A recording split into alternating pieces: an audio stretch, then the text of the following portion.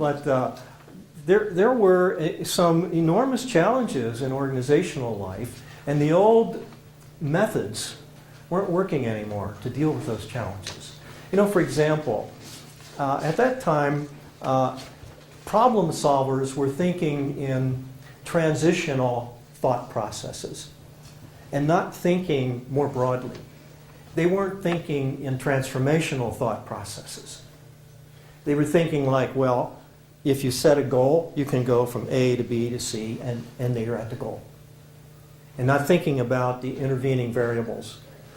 So a lot of that was happening. A lot of that was going on. Complexities, organizational complexities, political complexities, information complexities. Just think of the information explosion that occurred in the 60s and early 70s. You know, incredible. You know, TV, computers, the ability to take huge amounts of data. Of course, you had to have huge rooms to process the data, and all that stuff was going on. And so people were more knowledgeable. They had easier communication, et cetera, faster communication. And so it was a great challenge for leaders and for people who were helping leaders. And that's where the need began to arise. And people in organizations are saying, well, how do you do that? Or how do you go about doing this? And I was doing some work in it, but I didn't know why it worked or why it didn't work. You know, I didn't have the underpinnings.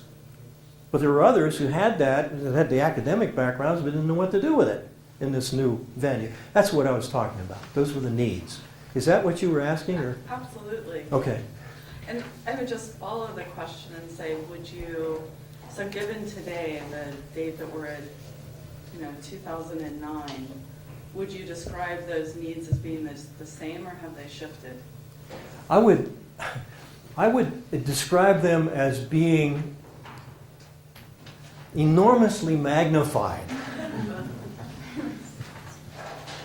because of the nearness of global issues. We no longer can isolate to our local. And we haven't been able to for years. But it's even more evident now. And the the butterfly in the rainforest syndrome that we've talked about, absolutely. Absolutely. And it wasn't too many years ago when there was I think there was a bank failure in Germany, and it just about collapsed our savings and loans over here in this country. I can't even remember all the details, but that was like 15 years ago. And everybody's saying, wow, look at that. Today, that's like, happens all the time. And think of our multinational companies, our multinational organizations. Think of our philanthropic organizations like the Gates Foundation and the challenges that they face. Somebody here from Gates Foundation? Where are you? Oh, there you are. I thought I recognized you, Chelsea. Yeah. So, it's very challenging. Yeah. So what do you see the next 30 years? I'm not going to worry about it. I'm retiring. I'm going to turn it over to Joanne.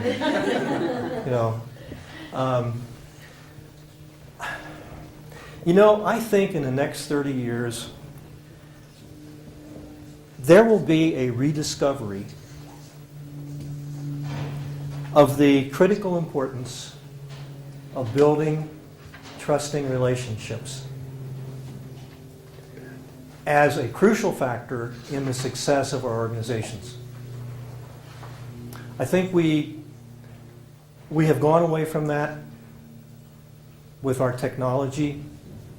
We've gone away from it because of our extreme focus on economics. Not that these things aren't important, but I think we got out of balance. And I think more and more I hear people literally crying for ways to build relationships. Just this morning, I was working with a CEO of a construction company in the Northwest here. And the times are terrible, for the construction business. And I said to him, Jim, how's the business going?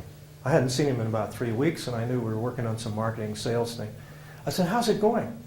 He says, very, very well. said, why do you think it's going well, Jim? He says, because our people have learned how to develop relationships with our customers that are beyond the bids and the negotiations, and they're deeper. He says, we're matching the right people up from our company with the right people from our customer companies. And that's why we're successful. And we had that conversation this morning. Just this morning. Not surprising, is it? But I think it is one of the major challenges. We've gotten so far away. And it's people like you that can bring it back into your organizations. Okay? It's not a mistake that you're here. It's not by chance. There's a need, enormous need for it.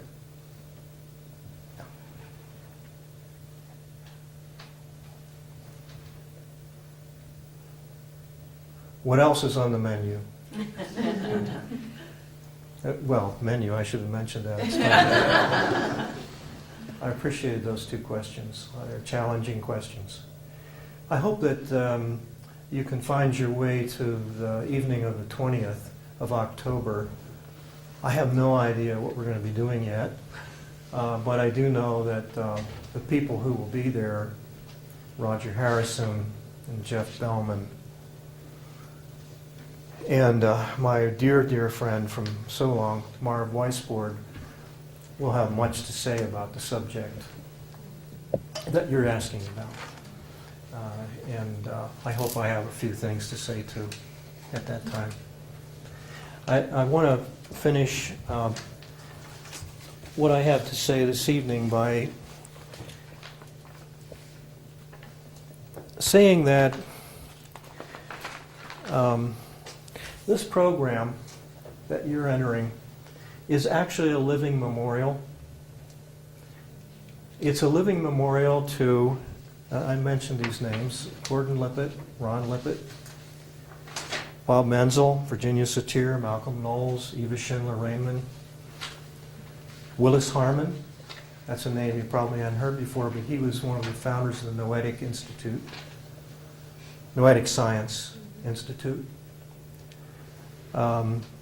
Oscar Mink, and Dan Duncan. They've all contributed heavily to the field that we're studying, that we're working with. The field of intentional change. And to this program as visiting faculty. It's also a memorial to all of the people like yourselves who've been through this program, all the faculty like you folks who've been dedicated way, way beyond the norm. And it also is dedicated to you. And you will also be memorialized because you've been here and what you do while you're here, and more importantly, what you do when you're finished being here. So I want to thank you for sharing this little moment, and I wish you very, very well in your endeavors, in your learning processes. Thank you.